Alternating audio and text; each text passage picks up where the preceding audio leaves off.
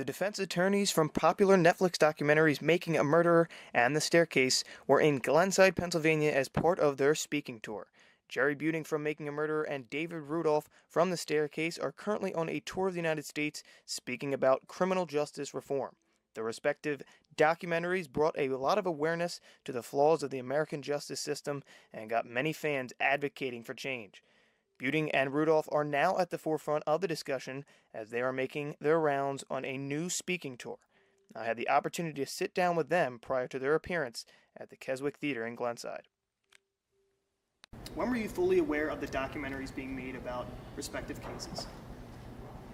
Well, I was aware right from the start because they approached me shortly after I got involved in the case with the idea of doing the documentary.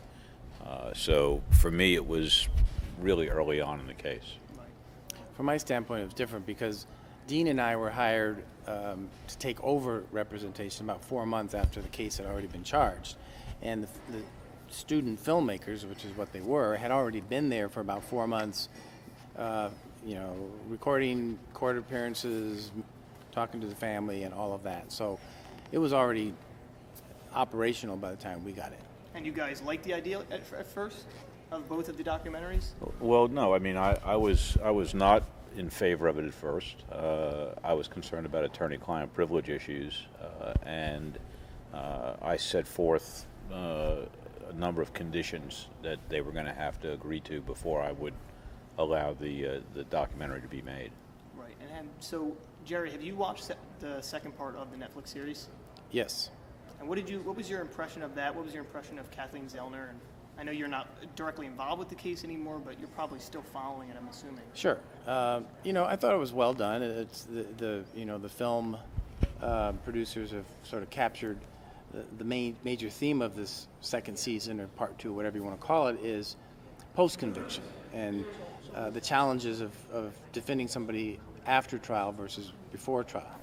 And Kathleen Zellner she's got a great track record. She's very thorough. She's doing what she has to do, which is to also look at what Dean and I did or didn't do in our representation of Stephen Avery, which is what a good lawyer should do. Right. Have you had any contact with the Avery family or Stephen himself after the second one kind of aired, or during the second one? Rules of ethics don't allow one attorney to contact a represented party. So we have not had any direct contact with Steve since he hired Kathleen Zellner. That's just the rules. Right. And David, how about you with Michael Peterson? He is out, so... I still have contact with Michael, not on a regular basis, but every once in a while we'll chat about something. Okay. And just a little bit insight into what you guys do. How have these cases, obviously they're on a national stage, are they different, or are they kind of the same, what you guys do every day?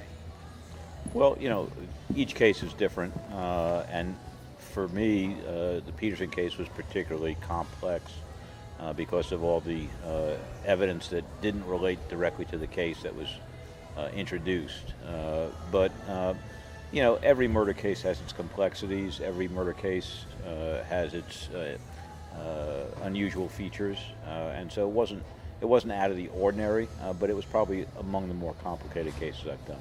Sure. And how have you guys taken your Netflix documentaries and kind of morphed it into a tour, kind of taken that and profited off into a tour that you guys are now trying to revamp the criminal justice system? Well, it started, both of these documentaries, one dealing with a fairly well-to-do client, one dealing with a very uneducated client family, which is perhaps a little more typical. Really illustrate problems with our criminal justice system that we have known about and dealt with for decades. And this was the opportunity where suddenly these documentaries woke people up, and they began to realize that there's some serious problems in our justice system, and they wanted to ask about how unusual is this, how frequent do you encounter something like that. And it gave us a chance to sort of carry on a conversation that was started by viewers of these documentaries, and so that's why we're going around talking, giving people a chance to ask questions and address some of those concerns that they have. And how did you guys meet and collab on this one? Were you guys friends for years, or did Netflix kind of bring you guys together?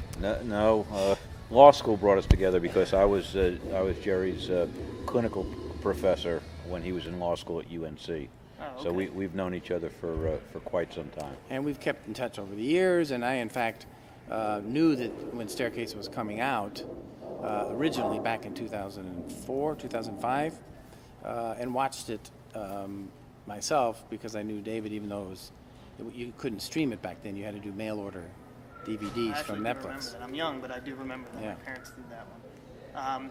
So you're having Larry Krasson, the Philadelphia District Attorney, tonight. What do you expect him to add to the conversation? Well, I think he has a prosecutorial perspective to it, and I'm interested to hear what he has to say about reforms that he's instituted, ways in which he's going to try to deal with the problems that are disclosed in the documentaries, things like how interrogations are conducted, how forensic scientists are selected and vetted and controlled. So I think it's going to add a well-rounded perspective to the entire discussion. And Jerry, you kind of talked about it, got people talking about when these Netflix documentaries come out. How can the average person kind of help reform the criminal justice system if they can?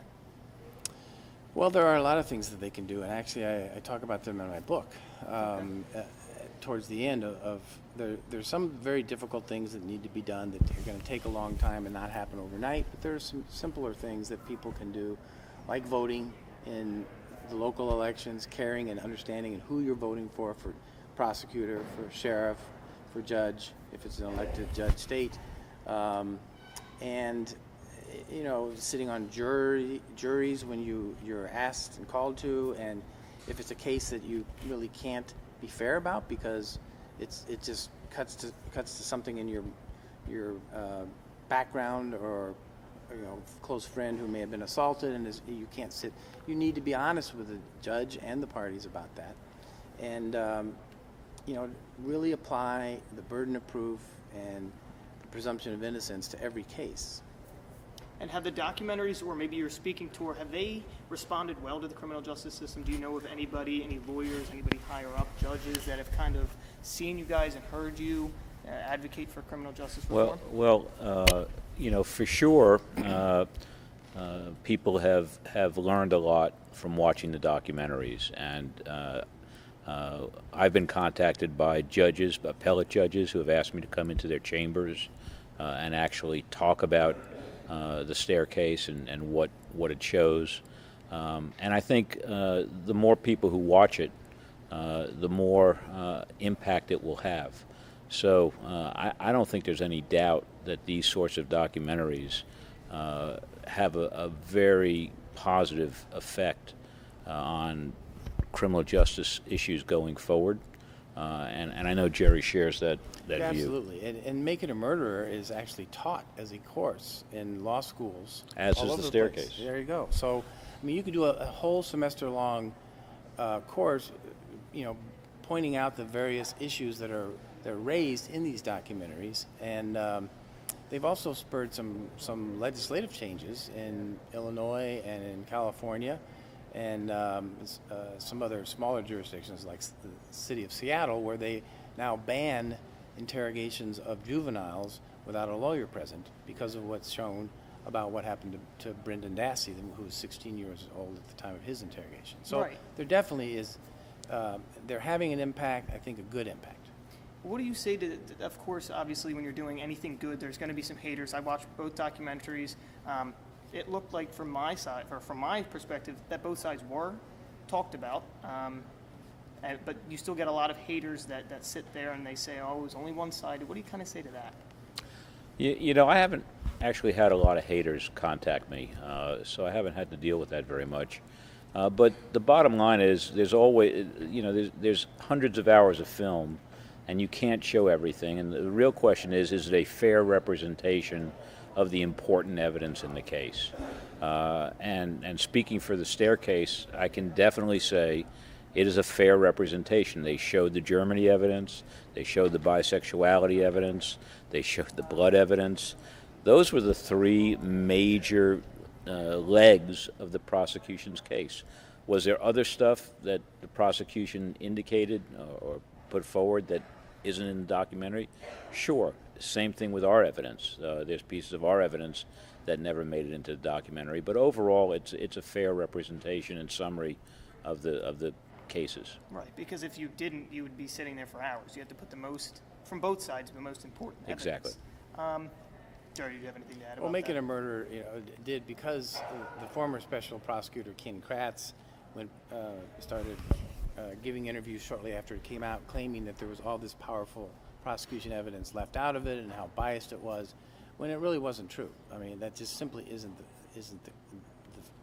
that's not the facts, which is that the vast majority of the big issues that both sides fought over are presented both sides. You do get a little more of a defense flavor from it because we agreed to participate and be interviewed, brainstorming sessions and things of that nature.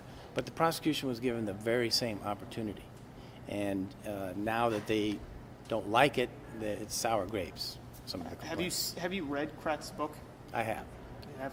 What did you think about that? It was just... It's just like, it's everything I know about Kratz.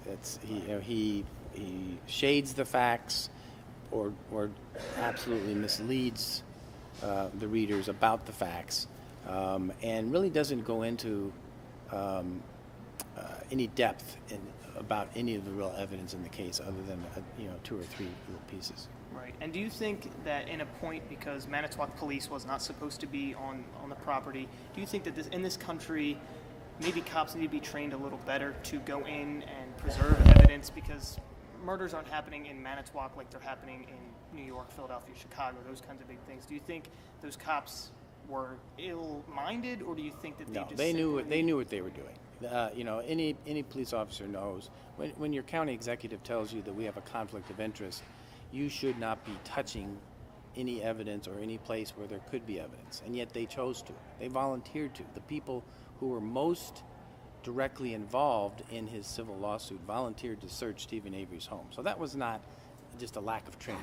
There is a wide variation in training and good practices and bad practices all over the country because police departments are these little fiefdoms. So there's some improvement that could be made, but it wouldn't have made a difference here. What's the main goal of this speaking tour? I know you kind of said it, but just Well, to wrap it up in a nutshell. Well, I think the main goal of the speaking tour is to answer folks' questions about criminal justice issues that are shown in the documentaries. It gives Jerry and I a platform to talk about the issues that we have cared about literally our entire professional lives. And what's really important is that people have now seen with their own eyes what the problems are. So when we talk to them about it, we don't have to convince them anymore that these are problems.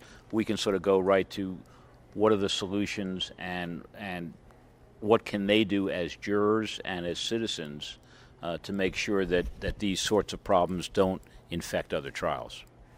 The nice thing about these events is it gives us really a long-form opportunity to discuss these topics because regular media, when they do a short interview, there's maybe a couple of minutes on the nightly news. You can't go into any depth in about the issues and the problems that we have in our criminal justice system. These kinds of forums allow us to do that, and they allow the audience to give some feedback, questions, and answers both ways so that we can tailor it to what might be of interest to this particular audience this night and maybe different another night. And so we like to have that flexibility where we can do that. And getting different guest speakers like Larry Krasner, I'm sure, is very good for the audience, keeps them, because it's close to home and it's close to their hearts. Well, and what we try to do is we always take questions from the audience. We try to get them in advance, and so we'll go back and we'll look and we'll see what are the issues that this particular audience is most concerned about. And then based on those questions, we'll talk with the moderator, and those are the questions that will get asked during the show. And so do you guys, what's the biggest success you've had so far? It's pretty new, but what success have you had with the speaking tour so far? Well, I mean, if you measure success by audience numbers, I've had 1,000 people at a time, which is, it's an extraordinary opportunity to be able to talk to 1,000 people about these kinds of issues. And I think I've gotten a lot of really good feedback from people, appreciating what we've been able to articulate during the events. And if there's anybody that wants to go into law, what do you want to tell them? Law enforcement, become a lawyer, judge, any advice from you guys? Be a doctor.